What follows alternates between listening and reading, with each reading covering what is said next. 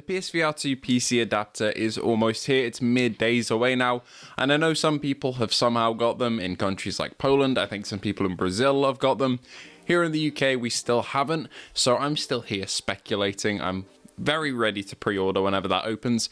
But today we're going to take a look at PSVR2 and finally break down my thoughts going into this as a PSVR2 user, as somebody who uses other PCVR headsets as well. Why am I going to be going to PSVR2 when I want to play PCVR games? What are the specs we're looking at? How well this is going to work? How critical are the missing features that PSVR2 doesn't have on PCVR? There's a whole host to talk about here, so let's get into it. But before we do that, please feel free to like and subscribe. We've just hit 10k and we're onwards and upwards to the next goal of 20 eventually. So if you'd like to help us on the way there, feel free to do so. But let's get into it.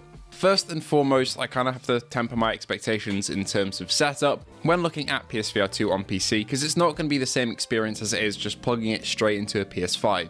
All the data needed there goes through the USB-C cable, but here on PC we need the adapter, which has a power cable, DisplayPort and USB. So there's a lot going on here. I've personally used this setup before with a DPVR E4 that's also a DisplayPort headset and has to use basically the same adapter, but the adapter is built into the cable. It's just a box that's on the edge and you plug it in on USB-C, DisplayPort and power all separately, so you're going to be having more cables than you would on PS5, of course. That being said, this will offer PSVR2 lossless, uncompressed visuals, essentially, which I'm really excited for. As I said, I've used the E4. That's a great headset in terms of uncompressed fidelity, but it's using the same panel as a Quest 2. And while the Quest 3, with the pancake lenses especially, I personally think has better clarity than PSVR2 in most cases, even if the visual resolution of the games you're playing is lower. The Quest 2's panel, which the E4 uses, even though it's through DisplayPort, is limited by its resolution at a baseline, whereas PSVR2 is a lot higher than that. Of course, you'll need better hardware to run games at a higher resolution like that, so it might turn out that you have to turn the render resolution and the resolution scale down a little bit if you're on mid to lower end hardware, but I'm very much looking forward to seeing how this panel works and looks on PCVR, especially since, mirror is a big thing which people talk about on PS5 and PSVR2. It will be the same over on PCVR, but I'm interested to see how without the HDR, maybe it shows up less, maybe it shows up more. We'll have to wait and see. The only clue we kind of have on that level is from a couple of the reviewers who said they didn't notice any mirror, but I've checked and these reviewers also said they didn't notice any mirror on PS5 with PSVR2, so I've got to wait and see and kind of get to grips with it myself. It might be on the day of launch if I can get one pre-ordered, or the day after launch if I can't, or soon after. But I will get my thoughts out on this thing. I think I'll do an unboxing, a setup, and a little test video, and then do some subsequent videos talking about different games testing on it, because I'm very excited about this thing, as you can tell. But overall, on a visual side, I am expecting a smooth and high-fidelity experience on PCVR. Even though it's not a headset built for that, it's built for the PS5, I'm still expecting a high standard of quality here. The only thing that really puts me off on that is the Fresnel lenses, of course, on PSVR2. These are essentially ringed with a sweet spot in the middle, not like Quest 3 or Apple Vision Pro, where your visibility is completely clear. With the pancake lenses, this is a different type of lens due to the OLED panel in the headset, meaning that you'll have to find that sweet spot when you play. It will become second nature over time, and to me it's not really an issue, but I have used headsets with pancake lenses on PCVR, and I've played games like Half-Life Alyx and Blade and Sorcery with them, so I'm very interested to see how those games look on Fresnel, which I haven't really seen before. The DPVR E4 uses Fresnel, but the sweet spot seems to be a bit wider than PSVR2 when using them, so I don't really notice much smearing or any god rays or anything, so I'm interested to see how they look on the PSVR2. Of course, a big talking point is the lack of features compared to PS5. I've kind of come to a resolution inside myself for this as well. I'm just not really that bothered by it anymore. If I want those features, there's games built for that on PS5. Sure, it'd be nice to have it on PCVR, and I hope in the future those capabilities are unlocked with the haptic triggers, adaptive triggers, all the head haptics, the eye tracking, all that good stuff. But for now, I'm perfectly okay with PSVR2 just being a solid PCVR device without any of the bells and whistles that it has on PS5. Of course, we'll still have the OLED panel, so things are going to look pretty crispy and nice with good colors compared to, say, an LCD panel.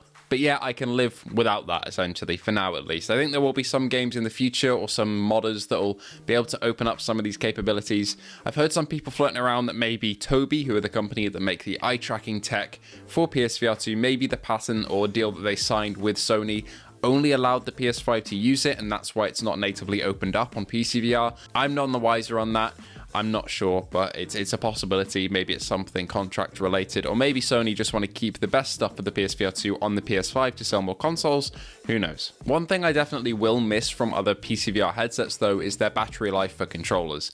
For the DPVR E4 and Quest 2 and Quest 3, those controllers last a lifetime compared to PSVR 2. It is nuts how you can just pick them up months after you use them and they'll still be on like half charge. It is crazy. Whereas PSVR 2's controllers do have a decent battery life for console battery life terms, which is about 2.5 to 3.5 hours. It is nothing compared to other PCVR batteries in those controllers, which is why I have the charging station, so I can just put them on that dock. They'll sit there, they'll charge ready for my next play session. I don't have to worry about charging them through a cable. I'd recommend picking up a charger for your PSVR 2 Sense controllers if you just bought it.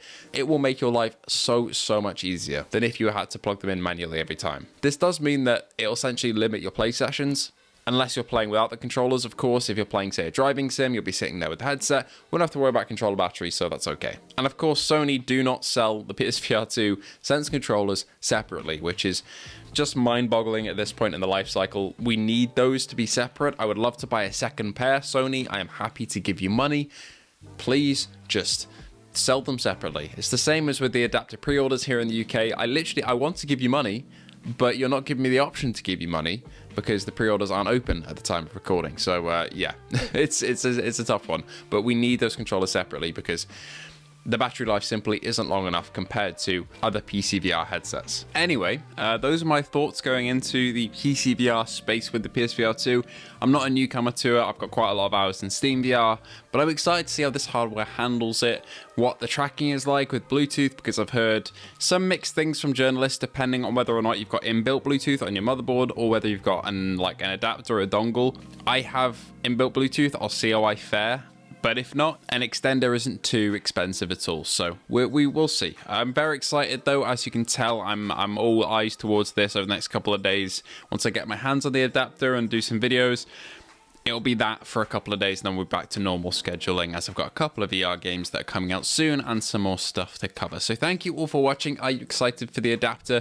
This will be the last video I make on it until I get my hands on it, so let me know in the comments below how you're feeling. So thank you all for watching. Thank you to our patrons and YouTube members: Luke Bentley, Phil Irving, Hazit Mirza, Ace Gamer, Hippie Bagel, Jen007, A License to Chill, Sun, WTF, Piosco, Fat Controllers, and Jason Parker. All you patrons and YouTube members help keep the channel going day after day and week after week, and I could not do it without you all.